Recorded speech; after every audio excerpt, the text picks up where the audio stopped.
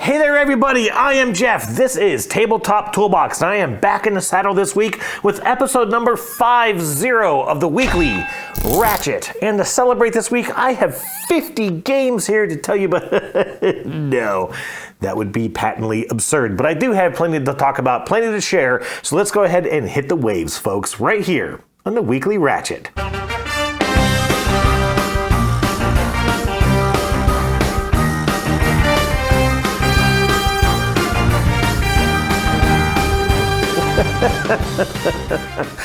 I hope I don't get a copyright strike on that. Hey folks, welcome back to the Weekly Ratchet. Thanks for joining me here on the channel. I hope you've had a good 2 weeks of getting to play games with family and or friends. I'm really sorry I did not get an episode out last weekend. I had wanted to, I had planned to, but my family and I put a bunch of effort into wrapping up our Bunny Kingdoms video here on the channel. In fact, my daughter even brought a school friend over to help me out with some stuff. And we had a lot of fun putting it together. There were a lot of little skits and things that I did. I'm really, really happy with the final content. And then Sam let me know yesterday that there's actually a bunch of changes coming to the game. He's made a bunch of improvements actually based on some feedback that we've provided, which is awesome, except for that now a lot of the stuff I put in that video is wrong. On the bright side, he actually said that we could hold on to our copy. He's going to send me kind of an update pack in a few months, and we're going to get to check out some of these new ideas, which we are really excited about. Yes, it is a bummer that, I've put all that together and it's going to have to kind of sit in the back burner for a few months. It happens though, and I have had a lot of fun contributing to the development of that game. Chatting with Sam has been a lot of fun. Getting to play the game and sort of suggest ideas has been a lot of fun.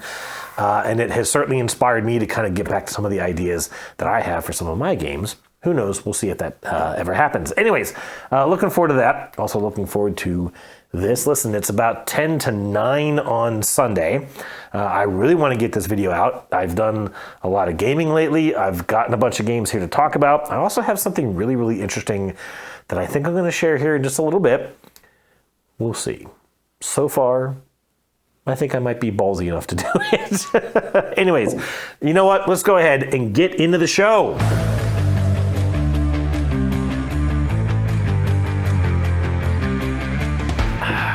Juicy, tasty. That's a cider, by the way, for those who are wondering. All right, lots of new games have come in the past week, and I've also picked up a couple things this week. Listen, I got my bonus from my employer in the past week, and I'm going to put a little bit of it into some gaming. And I'm actually I've got some other ideas of things I want to get. But this came in, first of all, this is Critter Kitchen. This is from Cardboard Alchemy, same company that made Andromeda's Edge, also made the game Flamecraft. This is from the same artist as Flamecraft, which you can kind of see right away. I mean, just an absolutely gorgeous cover. I did not realize how well that blends into the background colors I picked for today. Anyways, we've played this, so I'll be telling you about it here in just a little bit. I was flabbergasted at the size of this box. Just a ton of stuff in here. And I gotta say, and I'll flash up this picture, a ton of single-use bags that came in this box, things that I'm just gonna have to recycle and get rid of.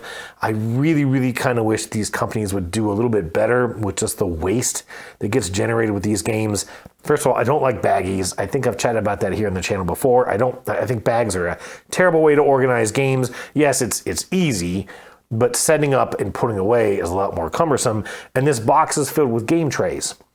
So I don't need all the bags, so they just get wasted, and I have an entire bin of bags over here, so I don't need more of them. Anyways, I'm rambling, but yeah, I really just kind of wish that we would cut down on the waste or use paper bands or something like that instead of all these plastic bags, especially when you've got a bag that holds a single die. I mean, this is just ridiculous. Anyways, I'll talk about this game here in a little bit. Critter Kitchen up next. So this is Floristry. I keep thinking it's spelled Floristry. It's an I, not an E.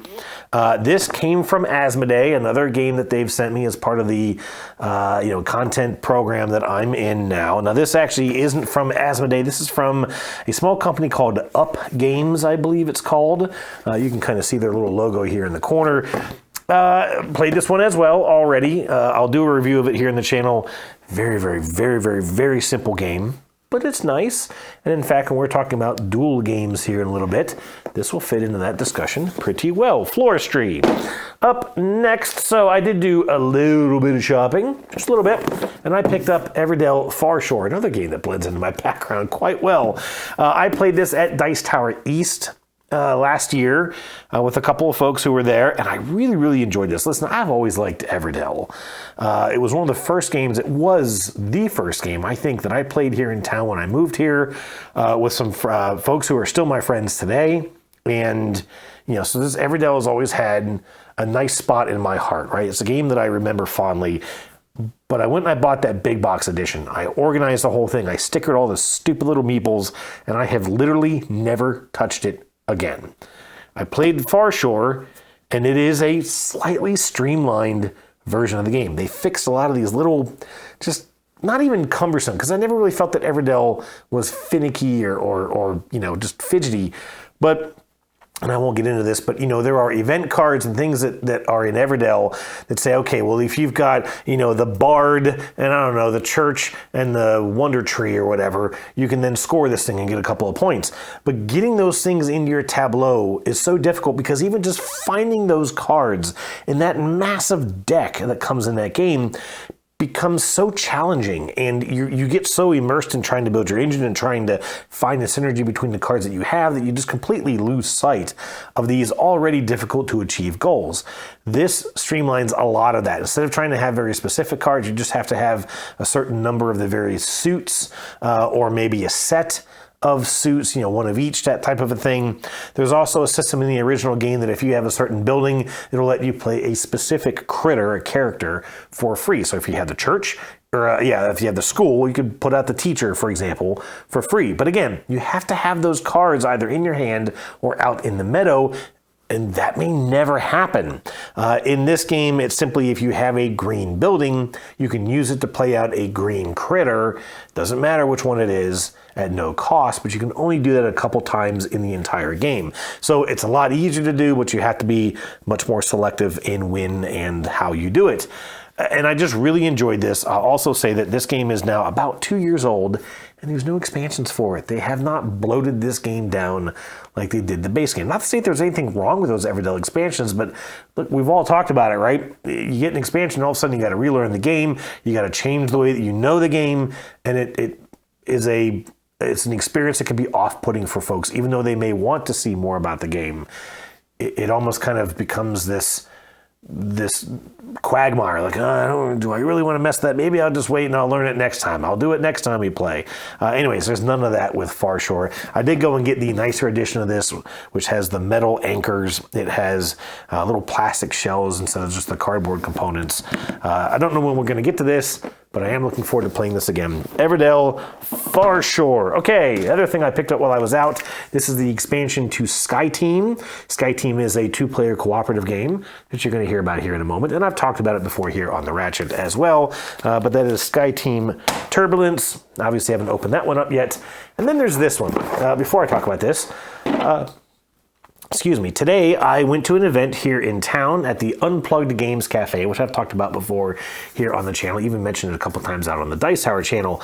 My good friend Jeff Foxwell, who's commented several times here on the Ratchet, is a cancer survivor, and he is now sort of an advocate for the Colorectal Cancer Alliance. I said it on the first try.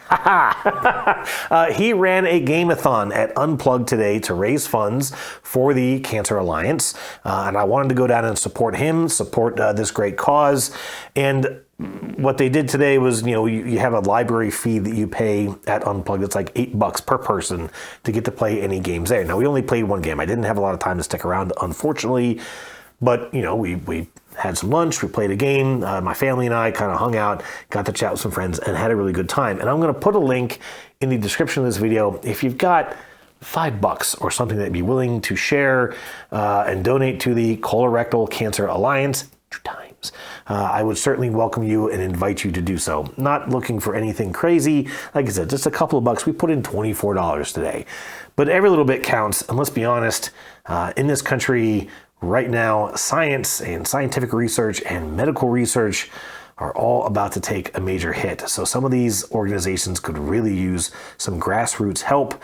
I'm glad that I got to do a little bit, and I certainly invite you to do the same. Anyways, as part of that event, they also did a little bit of a raffle, you could donate some games. None of these things were A-lister games, and so I actually got my number drawn. I was kind of surprised, and I walked up, and I saw this sitting on the table. I don't know anything about this game, but I saw that it was by Ted Alspach. He made Suburbia and Maglev Metro, games that I do enjoy, and also Bezier Games, which is a publisher that I tend to enjoy. And literally based on those names and knowing nothing else, I picked this one up. Now, it doesn't have a very high rating on Board Game Geek, but Colony is a sort of a sci-fi post-apocalyptic game where you're building a tableau. There's a little bit of an engine building element. You're using dice as resources, but the numbers of the die actually each represent a different resource. So I'm assuming a 6 is different than a 1 as far as which resource it represents.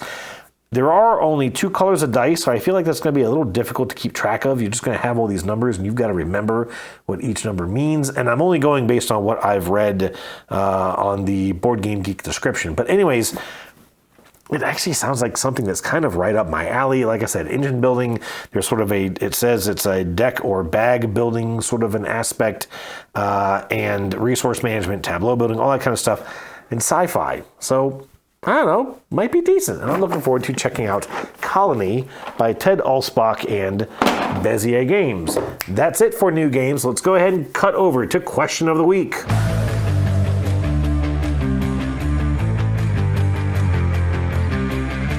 Okay, this week I asked you, 2 weeks ago, I asked you to tell me about your thoughts on duel games. These sort of remake versions of popular games that have been stripped down, if you will, to accommodate 2 and only 2 players. There are a whole bunch of these things, and I had thought about going out and trying to make a list of all of them. And I tell you what, in just 2 of the 6 pages of games on Board Game Geek that contain the word duel, D-U-E-L, that's all I searched for, I came up with 20 games that are specifically in that genre, right? Games that are already out, they're popular games, they're multiplayer games, and then they've come back out with a duel version. And so these either end in the duel or :duel at the end of their name. Like I said, I got 20 in just the first 2 of 6 pages out on Board Game Geek. So there's a ton of these things. And in fact, since I filmed episode 49, my friend Greg from the Meeple Society sent me a message and said, hey, have you seen this game? And it was Flamecraft Duels, which was D-U-A-L-S. I'm not sure why they went with that spelling. But that has been announced even since I put out that last episode, which opens up another aspect of it in that there are multiple spellings of duels. There is Duo, a couple games with Duo, like Everdell Duo, just a ton of these things. And so I wondered, what was your thoughts on these? Let's go ahead and get to the comments. Up first was Wayne Kruger, who said that just like trick-taking and roll-and-write games, duel games are the latest trend, adding that no, we probably don't need them, but as with each trend, there will be a few gems worth checking out. Hate to say it, man, but you are probably right. I can't think of any trick-taking games in that gem list. Maybe Cat in the Box is a pretty interesting one, and roll and write games. I haven't played enough to be able to weigh in on that one, but you're probably right. There will be a couple of these that will be worth checking out. Daggone it. Anyways, Wonderflonium said he's intrigued by duel games, as most of his gaming is at 2 players. He said the issue, though, is if they strip away too much of the base game experience, mentioning that Res Arcana Duo is an example of a good dueling game, as most of the core game remains in place. And I certainly understand what you mean. And in fact, it's funny, I mentioned Flamecraft Duels.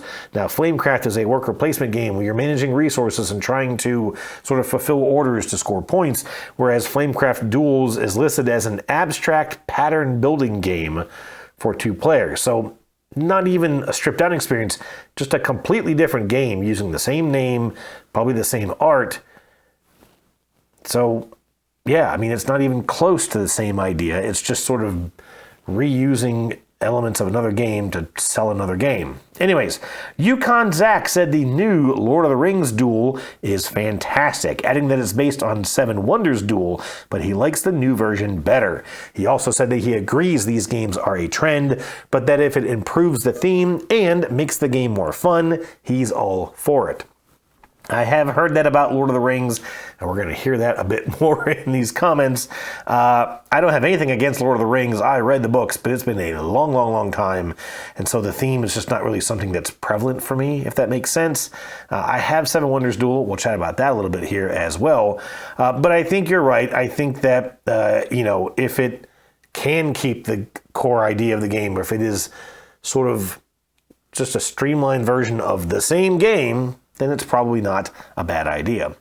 Rebecca said that when it comes to the duel games, she's lucked out in the purchases she's made, also adding that Lord of the Rings Duel is a great experience, and also mentioned the Everdell Duo game, which feels similar but is far less expensive. She said she doesn't intend on picking up every duel game that comes out, but if the theme or designer is right, she'll grab a copy. And that's kind of interesting. I was curious about the Everdell Duo game, as I've already chatted about Everdell, but based on some of the comments we're going to see here in a moment, I think I might stay away from it. Ty McDonald said he obviously loves dueling games, mentioning that his favorite might just be Seven Wonders Duel. He did say that he hasn't played very many of these games, but he feels that an optimized version of a popular game for 2 players sounds like a great idea. And we're going to see more about this idea of a sort of an optimized version of the game, or maybe just another version of the game. For example, and I've seen a lot of comments on this over the years of being in this hobby, that Seven Wonders Duel is a better version than the 2-player rules for Seven Wonders. However, Bonanza Duel is not as good as the original 2-player rules in the game of Bonanza. I have both. We played the duel version once, and this was years ago, before this was a big trend, I think. And we didn't like it at all, and so we've just never played it again. I think I still have it. I probably should get rid of it. Anyways, Penny said that she too mostly plays at 2 players, so these kinds of games are definitely of interest to her. She too mentioned enjoying Lord of the Rings, but said that Everdell Duo didn't work as well for them, adding that it felt too aggressive, and that her and her husband might focus more on cooperative games going forward. And I think that's actually one of the core things about these duel games that have kept me away in general, is that the whole idea, literally the word duel is a fight, a combat, right? And the whole reason that I got into gaming was because I realized that there were games out there that let me play competitively, but not necessarily be fighting with an opponent who most of the time, myself as well, is my spouse. And so, the idea that a lot of these games are taking, popular multiplayer games and making it a 2-player fight, even if it is a theme or a setting or an environment that I do like, that's not the way that I want to experience that game. And so, that's why I'm thinking that Everdell Duo might not be right, for us. Jeremy Brooks said he doesn't have much of an opinion on these games, but that he does enjoy playing at 2 players. He added that they bought Seven Wonders Duel during the pandemic, played it once, and have never played it again. And you know what? I get it. Maybe the second or third time that I ever played Seven Wonders Duel, actually at the table right behind me, I played with a buddy of mine, Mike. I've chatted about it many times, and he is very familiar with that game, and he played it way more aggressively than even I've played it with my own wife. And I didn't really enjoy that play, just because it made me see a side of that game that I didn't really care for.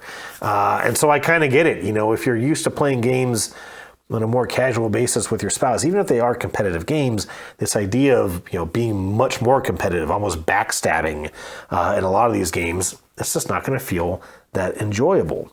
Mark said that duel games are another trend, just like the span games, and they'll continue to flood the market as long as people buy them. He listed several that he thinks did a good job of turning multiplayer games into 2-player versions, but suggested that there are several games which were already good at 2 players and just added dual versions, which he dislikes immensely. He too said that Everdell Duo didn't quite click for him. And I really think you nailed the right topic here. It's that some of these games already have 2-player versions, and some of them work just fine. So why is there another version of this? Is it really a new game? Is it a new experience? Or is it just a new way to make some money? Maybe we'll come in on that one more time. And on that note, Jamie Wiley said that most duel games feel like cash grabs, that Seven Wonders Duel worked because the original 2-player rules didn't, but that others, like Azul, work fine already and aren't needed. Jamie, you said what I was thinking. A lot of these just feel like cash grabs. They feel like, hey, we've got some art assets, or maybe we can very quickly generate some more art assets, and we're just going to crap out another game with a similar setting and a similar title and see if we can make another big chunk of money. And I just feel like a lot of those, that reason is really one that I've avoided a lot of these games.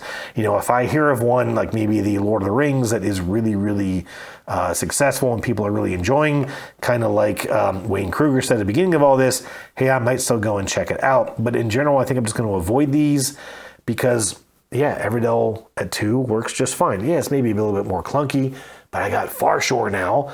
And, you know, okay, Seven Wonders Duel is fine. I didn't really like Seven Wonders in general anyways. So, you know, maybe we'll find some good ones, but I'm probably going to avoid a good number of these. It is ironic, and I thought about this as I was writing down these notes.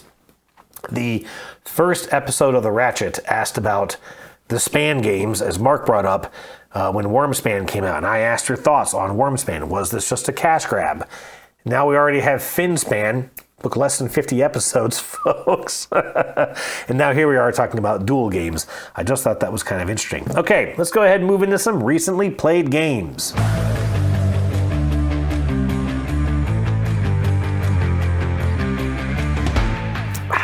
I still have some apple juice left, and I need to take care of that. All right, here we go, some recently played games. Some of these I have here next to me, some of these I don't, so I'm gonna make sure I keep my list visible. Here's the first one that we played. This is Go Bomb, with a possibly uncomfortable exclamation point. This is one that the Dice Tower sent me. I mentioned this one a couple episodes ago, part of a shipment that they sent me. And I obviously did not have high hopes for this, but we played it actually 2 weeks ago at the Center of the Universe Brewing Company here in town. And I must admit, I was quite surprised. This reminded me of kind of two different games. It reminded me of Quirky Circuits. Now, Quirky Circuits is a cooperative programming game where you're sort of controlling this cat on a Roomba and you're playing all of your cards face down, so you really don't know what other people are playing. You're hoping that they're doing things in the right order, but you don't really know. And so it just gets very crazy. This one is like that, but also with a hot potato element in that you sort of have a bomb token in front of you, and you're going to be moving that bomb token around in front of all the players by playing cards to the table. And those cards are going to make the bomb go left or right, or I should say clockwise or counterclockwise, or clockwise twice. And then there's also a small deck of cards on the table that's just like a countdown. I think it starts at one higher than the number of players, and it goes to 0. So you'll technically have, for like a 3-player game, you technically have 5 numbers to go through, right? 4, 3, 2, 1, 0. Anyways, so these cards that you're playing are going to make that bomb go around, but you can also make the timer go down. At the end of a round, when the timer is at 0, the bomb will blow up, and whoever it is in front of will take a boom token, which I think can be numbered like maybe 2, 3, or 4, or 2, 3, something like that. And then the person to their left takes a shrapnel token, which can be a 0 or a 1, maybe a 2, I don't quite remember. And then at the end of the game, whoever has the lowest score of all of these tokens wins. And you're drawing them, they're kind of like just numbered down. So you don't know which number you're taking from the display, which is actually, it reminds me of the Taco Bell party game. Yes, I had the Taco Bell party game, and we love that game. We haven't played it in a long time. Anyways, the funny thing with this is that you're playing the cards face up. So you actually know where the bomb is going, except for the first card. The person who has the bomb in front of them plays their card face down. And so from that point, you have no idea what's happening. You can hope that that's a timer card, and then you will know where the bomb is going. But of course, if their first card moves the bomb, then everything after that is a complete crapshoot. And the other thing is, as you're playing your cards out, you actually don't get your cards back right away. You have to wait until you have 1 or 2 cards left, and then you finally get to replenish your deck. And so it just made this very, very crazy, chaotic. It was a very, very short game. I believe my daughter got nuked in this game. I won, which was way more fun than I expected. Very, very quick, very, very snappy. Don't know how often we're going to play it again, but I was pretty surprised by Go Bomb. Up next, that weekend we played Ostia again. I've talked about this one before. I won't go too far in the length, I won't go too long in the detail on this. That still wasn't the right phrase. Whatever. It's 9:30 almost at night. we played Ostia again, and I asked my daughter this time, if you remember when we played it last time, my wife and daughter kind of worked together, and I asked this time if she wanted to try playing it herself. And I was quite surprised when she said she did. She scored quite well. She had a couple of nice moves. Did not score as well as her mom, but got some scoring done in areas that her mom didn't, which I was pretty proud of.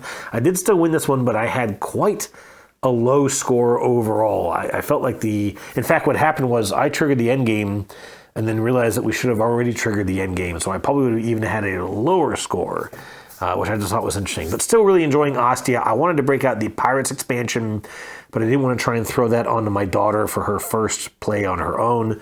So hopefully we'll get to try that out again soon. Ostia. Up next, we played another game of Button Kingdoms. I already talked about this one a little bit. We played this because I was pretty sure I was going to be getting rid of this copy, sending it back to Sam. As I mentioned, he said we can hold on to it here for a little bit longer.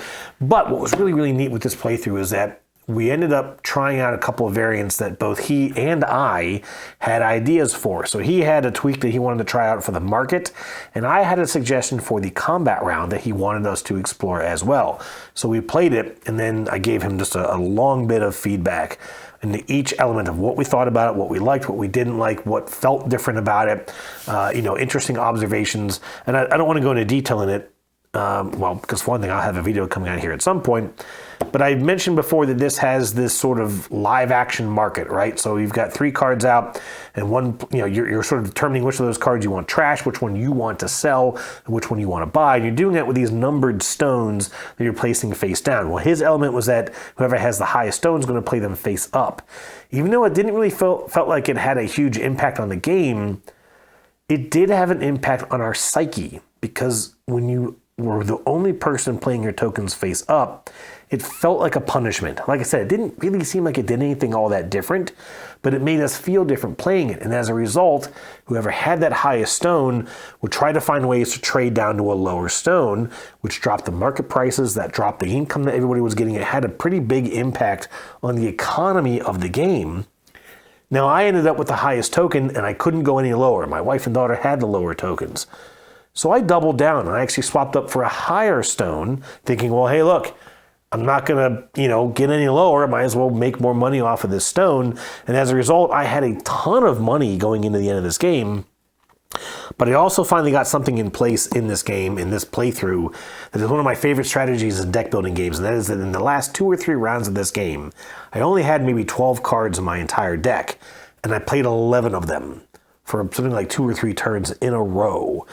And of course, when you do that, that means you have all the power. You have everything that you're able to do in that deck, you're able to do every turn. And that felt, and it was very, very, very powerful. I was able to have big attacks. I was able to make all of my money. I was able to fortify my base every round for those last 2 or 3 rounds and clobbered my family. I took out my wife and my daughter, and I survived into the end of this game, scoring something like 96 points at the end, which was huge, difference in what any of us had ever scored before. As a result, my daughter didn't have the most fun with that playthrough, but she admitted that she so absolutely loves this game. I am excited to see what Sam has coming for this. He's actually adding a 2-player version of it. Right now, it's only a 3 to 4 player game. He's making a 2-player version, and he said that it's actually quite good. So I'm really interested in seeing what will be new with Bunny Kingdoms. Keep an eye out for that. Okay, up next is Floristry. This is a super, super fast game, and it says in the box 20 minutes, and I think we played it even quicker than that. What was interesting with this, so you're putting out these little domino tiles, but you're not playing them like dominoes. You don't have to touch the same symbols end to end. All you're trying to do is build a pattern of these different colored flowers. I'm trying to talk too quickly here. And you're just going to get points based on the largest batch or area of each colored flower that you have. So if you have an area of 5 yellow and an area of 2 yellow, you're only going to score off of that 5. And you had this little kind of a menu board, if you will, on the table that just shows you what each area, what each size of patch is worth. So each color is the colors don't actually matter. It's just that, if you get, it says if you have 3 to 5 in the area, it's 1 point. So if you have 2 or less, you don't get any points. 6 to 8 is 3 points. 9 to 11 is 6 points. If you have 12 or more flowers in the same patch, it's worth 10 points. And the way that you buy these tiles, though, is the interesting bit. There is an app. Now, it's not actually an app. It's just like a web applet. So you go to a website. It just runs it on your phone. And it does a Dutch auction. And so as soon as you both say that you're ready, you tap the phone, you say that you're ready, and it starts a countdown, like 15 seconds. And the price starts at $5. And every few seconds, it ticks down $1. And the first person to tap on their end of that phone is going to buy the tiles that are out there on the display. You're drawing them out of a bag, and you're going to pay the amount of money that is currently shown on the screen. You only start off with like $30. So you've got to manage your money. Now, there's going to be, I think, 4 tiles come out. The person who wins the auction gets 3 of them for the money that they spent. The other player gets the 1 remaining tile for free. And so sometimes you go, hey, I don't need any of those. But maybe you kind of say, and make your opponent spend more money. And in that sense, it was very, very quick. It's very, very snappy. It did feel tense. If there were tiles out there that I really knew that I needed, and I knew that she knew that I needed them, and I was like, she's going to outbid me just to make sure I don't get them. And so we would say, okay, start, boom, $5. I'm just going to take them. Ha, suck it. But very, very, very, very fast. And a simple game. And it was nice because it didn't feel like a fight.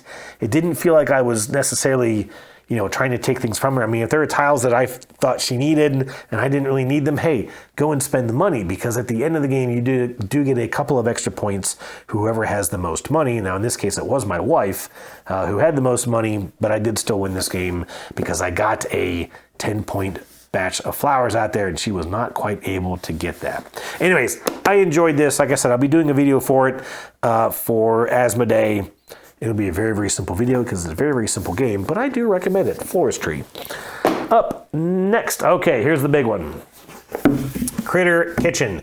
Look, this game is so big and heavy that I did not bother trying to bring the whole thing over here. Critter Kitchen is it's sort of an order fulfillment, kind of, sort of. There is a interesting drafting element. It reminds me of a whole bunch of games all put together. Lunar Rush is one of them. I can't even remember them all. It really has nothing to do with Flamecraft, but there's an element where you're trying to fulfill these recipes. You have 7 rounds in the game. The first 3 rounds are one day. The second 3 rounds are the next day. The 7th round is kind of a bonus round, and then you go into a final scoring, which is when the food critic shows up and judges all of your restaurants. You're trying to get these ingredients, which are these, in this deluxe edition, they're these very nice wooden tokens, and you're going to be collecting these things throughout the game. The number on each token is sort of the value of that ingredient, and the picture on the bottom shows you what it is. So you have fish, you have meat, you have cheese, you have wine, you have carrots, and you have mushrooms, so kind of 2 different types of vegetables. And I think there's another type that I might be forgetting. I don't remember. And then some of these tokens have a spice symbol on them. So when you're going to make a dish, at the end of every 3 rounds, round 3 and round 6, you're going to be trying to prepare these 3 dishes, and you only know each dish each round. So at the beginning of the game, you have 1 card out. The second round, you get 2 cards out. The third round, you get 3 cards out. So you only find out that last day what that last dish is that you have to make that day. You have to get the ingredients and be ready to make that dish by the end of that day. You get these ingredients by putting your workers, by sending your chefs out. And all this, by the way, is sort of anthropomorphized animals. And you're sending these chefs out to these locations in the town, and you have a mouse, a lizard, and a boar. The mouse is very quick. It gets there first, but it can only carry 1 ingredient. The lizard's a little slower, but it can carry 2 ingredients, and the boar, of course, is very slow, but very big, and it can carry 3 ingredients. Of course, by the time the boar shows up, the location might be completely cleared out, because you're declaring these locations that you want to go to for each chef all together, and then revealing them simultaneously, so you have no idea where anyone's going. Also, all of your ingredients are kept secret, so you have no idea what people have, what they're trying to get, what they still need, etc., and it feels very chaotic and stressful. Also, ingredients that don't get taken get pushed down to the last location. So sometimes you're incentivized to maybe go to that last location to see if you can get some scraps.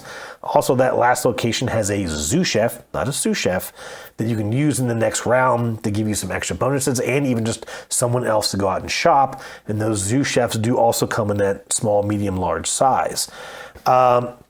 At the end of the game, a critic comes out. Now, you've known who the critic is since the beginning of the game, but the critic has 3 rumors. They have 3 extra scoring criteria that you don't know about. Into these locations will come out these little gossip tokens. And if you get a gossip token, you can check one of those 3 endgame scoring opportunities, but only you get to know it. And of course, anyone else who has that same token. And there is like a wild token. So if maybe there's one you haven't gotten to look at yet, you can use the wild token to look at it. And when that critic comes out, they want a 7-course meal. They want one of every ingredient. You can use spice to double the value of that ingredient. You can, of course, hopefully be prepared by those rumors and have extra things in place to score.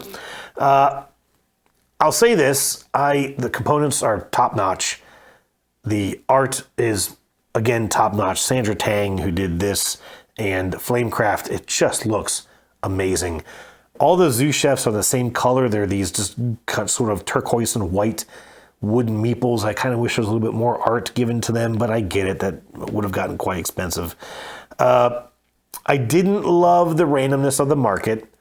I don't love this idea of, okay, I really need to go and get that thing, and I just don't get it. Or you have that element where you go, okay, I'm going to go ahead and sign up my fastest chef to grab that thing. I really need 2 or 3 things in that shop, but I definitely need that one. And you send out your mouse and nobody else goes there. You could have sent the boar and cleaned the place out. And I get it. You know, that's the whole idea of the game. But that is stressful. And my daughter didn't care for it. We were playing it kind of late in the evening, and as she said, it was very thinky for her. And so she just felt very kind of under pressure trying to figure out this system. But then she later said that she really enjoyed it. She can't wait to play it again. So we'll see how that goes. All in all, I do like it. I love the theme. We're a big Food Network family, my family and I, and so, you know, I just sort of knew that this idea was going to go well with the family. I will say that there are a shitload of components in this box, and as I was organizing this thing, and I already talked about all the trash in this box, I was really worried about how I was going to teach this to my daughter. I felt like it was just going to be overload. I was very, very glad to realize that a lot of the components don't even get used in every game. There is an expansion in the box which lets you sort of add these a la carte little food carts to some of the locations, and each one has its own little batch of components. But again, there's a whole bunch of them, and you might use 3 in a game. So it's not as bad as it looks. I think I might do an unboxing, one of my worst unboxing ever videos on this game, because there's just so much in it. And it is right now kind of the big hotness. And so if I can get one of those videos out, it might be a nice thing. Anyways, that is Critter Kitchen. Hopefully I'll be chatting more about this one in a little while. Okay. Up next, I played At the Gates of Loyang. This is by Uwe Rosenberg. This is, I believe, a 2009 game. It might even be 2006, 2005. I think it's 2009. And there is a new version of this coming out this year with art from Vincent Dutrait. I don't know who the publisher will be on this, since this was a Tasty Minstrel Games version, and of course they're out of business. Uwe Rosenberg is known for farming games. Heck, I talked just a week or so ago about Caverna, and this is another farming game, but a very, very different, I think, twist on the genre, in that you are planting your crops, you're trying to get vegetables into your sort of store, into your own, play area, and then you're using them to fulfill orders. There's a really, really interesting timing element with all of this. You only get to store a couple of things from round to round, so you really have to be producing the things that you need. But you're going to have these fields that come out. You're going to put one vegetable on them from your supply. You even have to buy things from your own store. And when you put a crop into a field, you then use the common supply to fill up the rest of those spaces of that field. But then each future round, you're only drawing one food from that field. So if you need 2 or 3 wheat in a single round, you're not going to be able to do it with one field. You're going to need 2 or 3 fields or have some other way in place to get that crop that you need. You can buy it from your own store, but when your store runs out, you can't buy it anymore. You can possibly get a market stall in your play area that lets you trade for that ingredient, but then you need to have the extra surplus of ingredients to be able to trade. This thing was thinky. It really wasn't that hard to teach. It wasn't really that hard to understand. But we got 2 turns in. Just my wife and I played this. The sort of public opinion on Board Game Geek is that it's actually best at 2. In fact, the 4-player rules are very funky, just the way that they read. So it's best at 2, plays okay at 3, and I think it gets kind of weird at 4. And I might even check out the solo game of this. But we played like 2 rounds. And then my wife was like, I've made every mistake. This is going to be a terrible game. And I said, well, I've definitely made a couple of mistakes. You know what? Why don't we just restart? Just start all over again. Just wipe a couple of fields, shuffle a quick deck, and we can play starting all over again. And we did. Still took us about 3 hours to get through this thing. But I kind of enjoyed it. I think it's a pretty interesting idea. Like I said, I want to try it solo. I really like his game Hallertau, which is another farming game. Who would have thunk it? But I really do like that one at solo because you just play by yourself. There's no AI element. It's just how high of a score can you hit? And I like that element of his solo games. Now, I'll tell you a quick little story about this. This is between you and me. I'm borrowing this copy, not mine.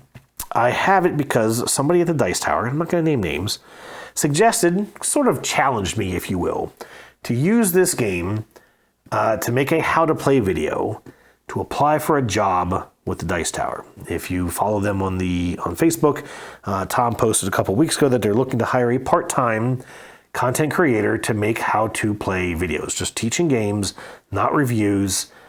And I thought, and this person at the Dice Tower said, you should apply. Your name has come up. Nothing's guaranteed, and I completely understand, but he was like, you should apply. So I am going to, probably tomorrow. I have filmed all this already. I was going to put a link in the comments and let folks give me some feedback. I think I'm going to wait until they at least watch the video, because if I don't get the gig, which is fine, I think this is a good opportunity to maybe do some teach videos. Teach videos are very popular. I mean, listen, Rodney is a celebrity for what he has done for the hobby, and his videos are great, and he is great. At least I've heard. I've never met him. I really would like to. But there's so many games coming out that he can't keep up. There's Nithwania, whatever his channel name is. There's Knights Around the Table. I love that guy. But there are so many games that come out that the content creators that we already have aren't enough to keep up with all the games that are coming out each year. So if I can throw my hat into that ring of people who can do good quality teach videos that are actually helpful with good lighting and good audio and good, just scripting, might not be a bad idea. So we're going to see how this goes. Like I said, I'm not going to get too far ahead of myself. And I'm not really gonna, dwell on it really too much longer. But anyways, I didn't even need to play this, and that was kind of the thought was, look, can I just write one without even playing it? But I did want to play it because it sounded kind of interesting, and like I said, I did enjoy it. And I think when the new version comes out, I might just pick it up because this copy is incredibly expensive.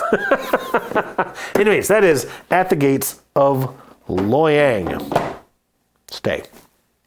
Okay, up next, over the weekend, my wife and daughter and I went back to Center of the Universe Brewing Company, and I wanted to teach my wife this game. This is Sky Team from Scorpion Mask. This is a 2-player only cooperative game where you're trying to land a plane at an airport, sort of prepping the plane by dropping the landing gear, charging the brakes, deploying the flaps, getting your speed down, getting your elevation down, getting other planes, radioing for planes to get out of your way.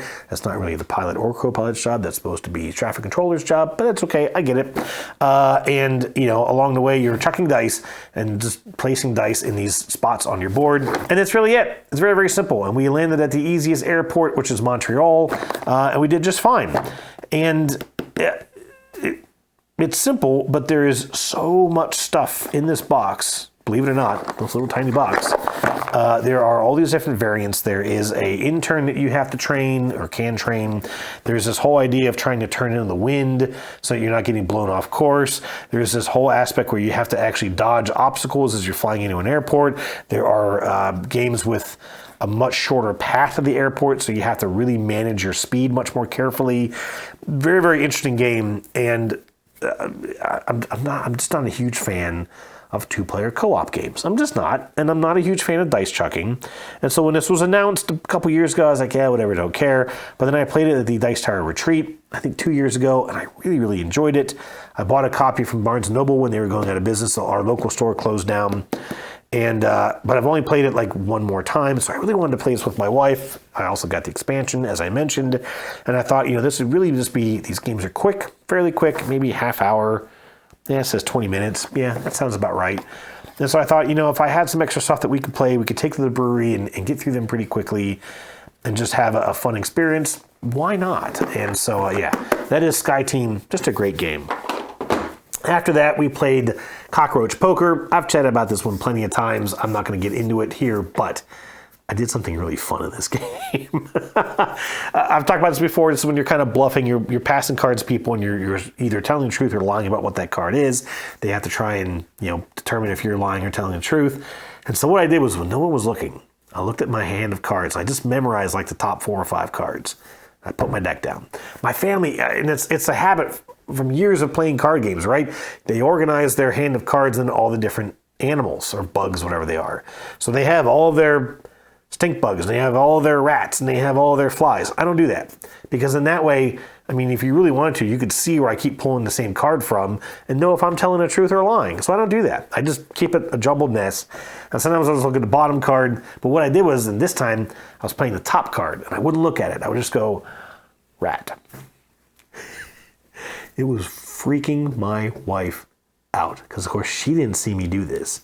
She didn't know that I had memorized the top 5 cards. And so I just kept waiting. Rat. What are you doing? And I was like, playing the game. You're lying. Damn it. I had so much fun. And then a couple times I'd get down okay, I only know like the next 1 or 2 cards, and I start to get nervous. And so I would just wait until they were distracted, my wife and daughter arguing. Then a real quick peek, okay, 3rd, 4th, okay, all right, now I know the next 4 cards again. And I just kept doing it. And every single time my wife accused me of lying, I never lied once in the entire game, and my wife lost. And she was just like, why are you doing this? I don't like this. Stop this. Just that psychological warfare was really kind of fun, and I just had a good time with that. Just being silly, just made it a lot of fun. Okay, so today I went to the Colorectal Cancer Alliance, 3rd time's a charm, event at Unplugged, and there is a game that they've had there that I have really wanted to check out for a long time. This is called Rabbit Island Explore, Build, and Conquer. And I unfortunately did not write it down here in my notes, but this is from a local designer here in the Richmond area, a female designer. I don't remember her name. I'll flash it on the screen. I do not know her, which I'm a bit surprised by. I've never met her. I didn't even recognize the name, but when Unplugged opened a couple of years ago here in town, she showed up and actually was doing some sort of teach sessions, and she was teaching people the game and getting people to play the game. And I had wanted to go to it, but even then it was 30-minute drive from my house. I couldn't get there. It was always during the week. And this game has kind of just always been on my list of things I wanted to play. So we went to this event, and I determined ahead of time I was going to play this game with my family. Now, the rules weren't funky, but it just wasn't written in a way, it wasn't a usual rule book, I will say, if that makes any sense. And so I just kind of had to parse the knowledge in a different way than I'm used to, but I did finally figure it out. My buddy Jeff, who had actually been a help sort of along the way with play testing and just communication and such, but it had been a while since he played, so even he didn't really remember the rules. It has a long and short version, and it said it could play up to 2 hours. We didn't really have 2 hours. So I thought, well, we'll go ahead and set it up for the long game, but we'll just quit early if we have to. It actually ended up being a really, really snappy game. So in this, you have sort of an explore phase. Everybody gets a set of tiles, and you take turns just placing these tiles out. And, you've got meadows and lakes, you've got caves, you got just, general sort of forest type environments, and you're placing these tiles out. Some of them will have arrows that will directly, point to an adjacent tile. So you cannot point cards where the arrows are pointing into each other. You can point so that there are no arrows, but you do want to kind of make sure that you're putting a tile out that you can get to. And then once all the tiles are in play, you go into the regular mode of the game. You can either play for 10 rounds or 20 rounds, and all you do on your turn is you play a movement card. You always have 2 movement cards. You pick one, you play one. And all it says is, go anywhere from 2 to 6. I think we saw anywhere from 2 to 6 movement. And you go that number of spaces, and you have to follow these paths. Some of them will branch, so you might go into a tile and have, maybe 2 different ways that you can go, maybe 3 different ways you can go. It may only be one way that you can go. And then when you stop your movement, there's a bunch of stuff that you can do. If no one owns that tile, you can possibly build on that tile, paying carrots. If there is already a building on that tile and it's yours, well, then you can harvest more carrots. If it's someone else's building, then you both get to harvest the carrots, or you can overbuild them. Each tile has 3 different layers that you can, 3 different levels you can build. You have a tent, you have a village, and then you have a town. And once a tile gets upgraded to a town, it can't really get upgraded anymore, although they can get destroyed, possibly. Kind of hard to do, but it can happen. And so this whole game it's take that, but not in the worst way, because you're not really like tearing anything down, but you are taking away from someone by building up on top of them. However, when you move to a location, before you get to do anything, everyone around the table, starting with the active player, has a chance to play an action card. And so you could have an action card that makes a player move another space, or sends them back home, or stops them from being able to do something. My daughter played a card on me that doubled the cost to overbuild a building, or to build the next level of a tile. And so all of a sudden I went from like $40 to $80. Oof, that hurt. On my wife's last turn, she was going to overbuild my tile. She only had $50 left, which is exactly how much she needed. And my daughter played an action card that just said active player loses $50. And all of a sudden my wife had no money and couldn't do anything. My daughter really liked it for that kind of take that aspect. We've chatted about this before. Your kids are going to love a game to let them whoop up on their parents and not necessarily get in trouble. And so my daughter really loves that about some of these games. And like I said, it was take that, but it didn't really feel that bad. Yes, I had a building taken from me actually in the middle of a large area, and there's 2 things that give you scoring at the end of the game based on who has the most carrots and who has the largest connected grid of tiles. But if there's a tie, nobody gets it, and we were all tied on both of those things, so nobody got those bonuses. The only thing that was weird about the game at the very end was that, first of all, we felt like the game was just so snappy that we were like, are we doing something wrong? It says 2 hours. I mean, if we started just knowing how to play, if we just set up and we played, we could probably knock it out in an hour, easy. But there's 2 scoreboards, and it goes up to 100 points. We finished with, I think it was 12, 14, and 16 points. That was it. And we were like, why does this thing go to 100? And even in the rule book, there is an example of scoring, and the winner in that example had 24 points. I'm like, why does a scorecard go to 100? I made a post on Board Game Geek, but this game never reached big acclaim. I have never seen it anywhere except for at Unplugged.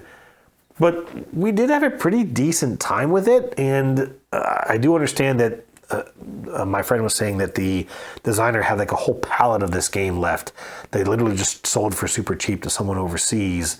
So I don't even know how well I'd be able to get a copy of this if we wanted it. It is fairly cheap, or was fairly cheap from what I gather.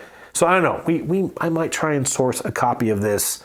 And I'm really, really glad I got to check it out. So that was Rabbit Island, Explore, Build, and Conquer. Okay, hey, how can I help you?